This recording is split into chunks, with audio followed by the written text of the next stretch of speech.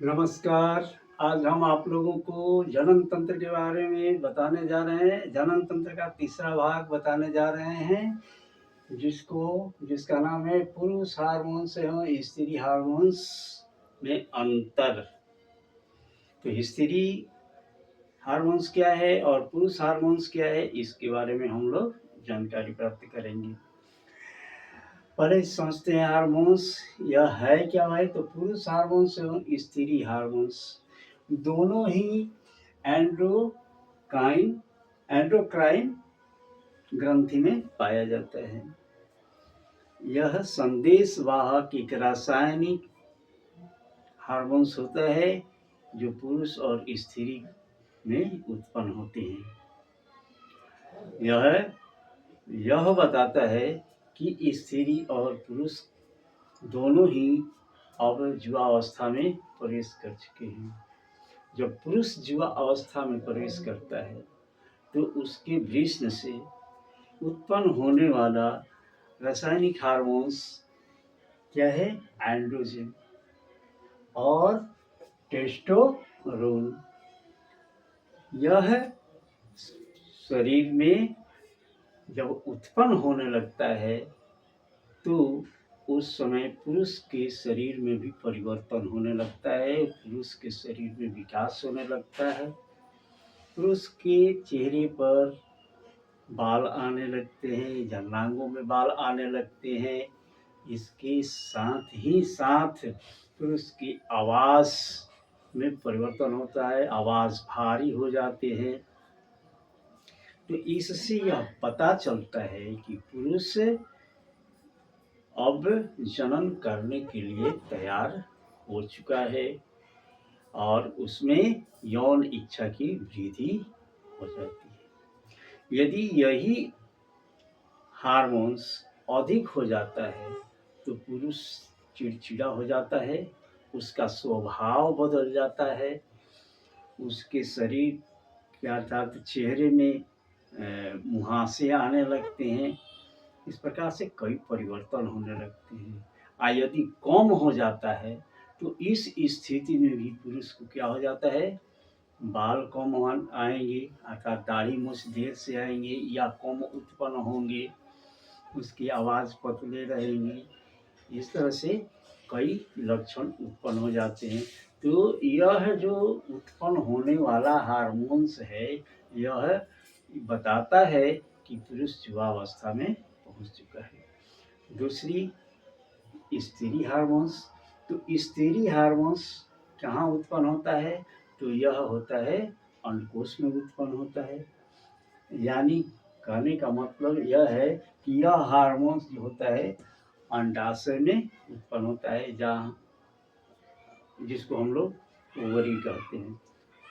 तो इस अंडाशय में जहाँ बीज उत्पन्न होता है यानी अंडाणु उत्पन्न होते हैं, वहीं से ये भी उत्पन्न होता है।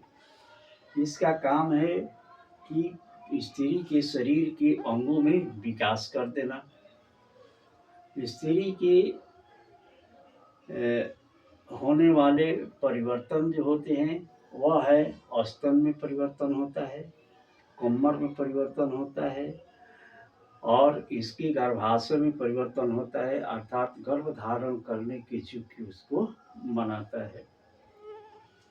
यदि यही चीज़ इसमें कम या अधिक हो जाता है या अनियमित हो जाता है तो उस स्थिति में स्त्री का मासिक धर्म में गड़बड़ी हो जाती है। या तो मासिक धर्म समय से पहले आ जाएगा, यानी कि 28 दिन से पहले आ जाएगा, या 28 दिन के बाद आएगा। 28 दिन के बाद 40 दिन में भी आ सकता है, 20 दिन, और कम समय में यदि 20 दिन में आ सकता है, 15 दिन में आ सकता है। यानी इसमें गड़बड़ी हो जाती है यदि इसमें हार्मोन्स में गड़बड़ी हो जाती है, नहीं ठीक से उत्पन्न होता है उस समय।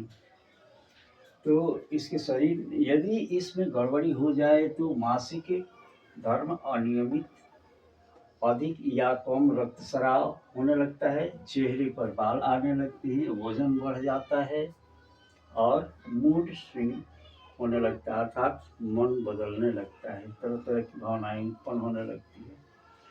इसका मुख्य कारण हो सकता है कि स्त्री में थायराइड की समस्या ज़्यादा होती है, तो थायराइड की समस्या हो सकती है, नींद कम आएगी, मोटापा कम आ सकता है, और उसके खान पान में जो बदलाव होते हैं उसके कारण भी यह समस्या उत्पन्न हो जाती है।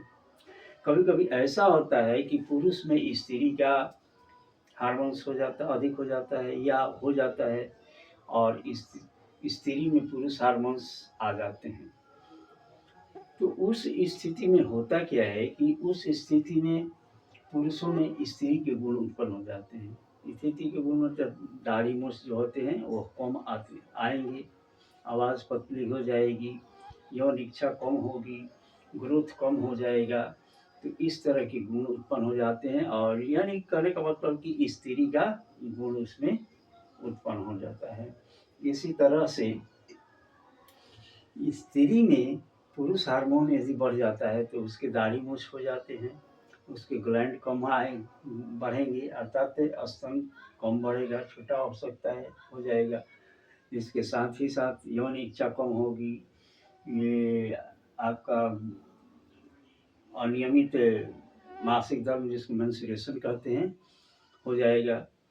इस तरह की कमियां आती है। तो ये हार्मोन्स शरीर के विकास में यह बताता है कि पुरुष या स्त्री, नर या मादा दोनों अब जन्म करने के लिए तैयार हो चुके हैं। आशा है इसे आप समझ गए होंगे, और यदि समझ में नहीं आया हो, कहीं आपको दिक्कत महसूस होती हो, तो कमेंट में आप बता सकते हैं। आप इसका एक शॉर्ट स्क्रीन ले लीजिए। यदि बातें समझ में नहीं आती होगी तो उस स्थिति में आप शॉर्ट स्क्रीन ले लीजिए। शॉर्ट स्क्रीन ले करके उस बात को अच्छी तरह से समझ सकते हैं। तो शॉर्ट स्क्रीन ले लीजिए। धन्यवाद।